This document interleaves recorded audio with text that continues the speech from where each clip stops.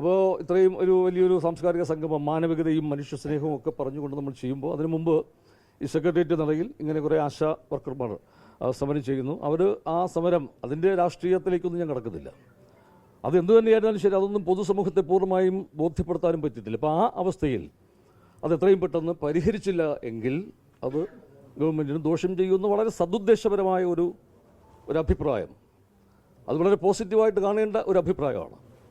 അത് ഞാൻ പ്രകടിപ്പിച്ചതിൻ്റെ പേരിലാണ് ഈ എന്ത് അടിയന്തര സാഹചര്യമാണ് ഇപ്പോൾ ഇങ്ങനെ ഇത്രയും പ്രവർത്തനങ്ങൾക്ക് ചുമതല വഹിച്ചുകൊണ്ടിരിക്കുന്ന സമയത്ത് ആ സ്ഥാനത്ത് നിന്ന് തന്നെ പുറത്താക്കിയെന്നുള്ളത് മറ്റൊരു കാരണവും കാണുന്നില്ല. അപ്പോൾ മാധ്യമങ്ങളിലൂടെ അറിഞ്ഞത് അങ്ങനെയാണ്. അതിൻ്റെ അറിയിപ്പ് പോലും തന്നില്ല. അപ്പോൾ ഈ പുറത്താക്കി അല്ലെങ്കിൽ അവിടെ നിന്ന് മാറ്റി അതൊക്കെ ഗവൺമെൻറ്റിൻ്റെ വിവേചന അധികാരമാണ്. അതിനകത്തൊന്നും എനിക്ക് അഭിപ്രായം പറയാനില്ല. പക്ഷേ നമ്മളൊരു സ്ഥാനത്ത് കുറച്ച് കാലമായിട്ട് പ്രവർത്തിക്കുന്നു. അവിടെ നിന്ന് പിരിഞ്ഞു പോകുമ്പോൾ അല്ലെങ്കിൽ അവിടെ നിന്ന് പോകുമ്പോൾ ഈ കൂടെ പ്രവർത്തിച്ച കുറേ സഹപ്രവർത്തകരുണ്ട്. വളരെ ആത്മാർത്ഥതയോടുകൂടി എന്നോടൊപ്പം നിന്ന് അവരോടൊരു നന്ദി പറയാനുള്ള അവസരം പോലും ലഭിച്ചില്ല എന്നുള്ളതാണ് എൻ്റെ വിഷമം.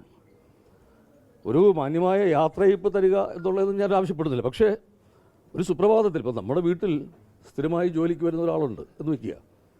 നാളെ മുതൽ അദ്ദേഹം വരണ്ട എന്ന് നമ്മൾ തീരുമാനിച്ചാൽ ഇന്ന് അയാളോട് പറയും, ചേട്ടാ നാളെ മുതൽ വരണ്ട, നിങ്ങൾക്ക് എന്തെങ്കിലും കൂലി ബാക്കിയുണ്ടെങ്കിൽ അതൊക്കെ നിങ്ങൾ വാങ്ങിച്ചോളണം, എന്തെങ്കിലും സാധനങ്ങൾ ഇവിടെ വച്ചിട്ടുണ്ടെങ്കിൽ അതൊക്കെ നിങ്ങൾ എടുത്തുകൊണ്ട് പോകണം. അതൊരു സാമാന്യ മര്യാദയല്ലേ?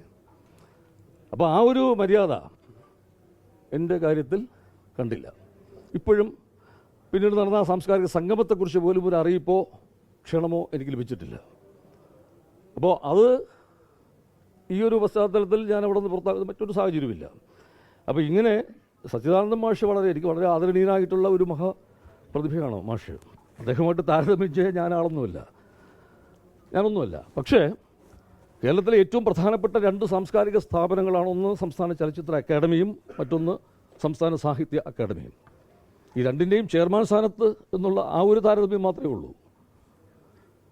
അപ്പോൾ അവിടെ ഒരാളോട് ഇങ്ങനെ ഒരു പ്രതികരണം നടത്തിയതിൻ്റെ പേരിൽ ഇങ്ങനെ ഇത് കാണിക്കുകയും മറ്റൊരാൾ, അപ്പോൾ എനിക്ക് തോന്നി ആ മാഷിന് എന്തോ ഒരു വലിയ അത്ഭുതസിദ്ധി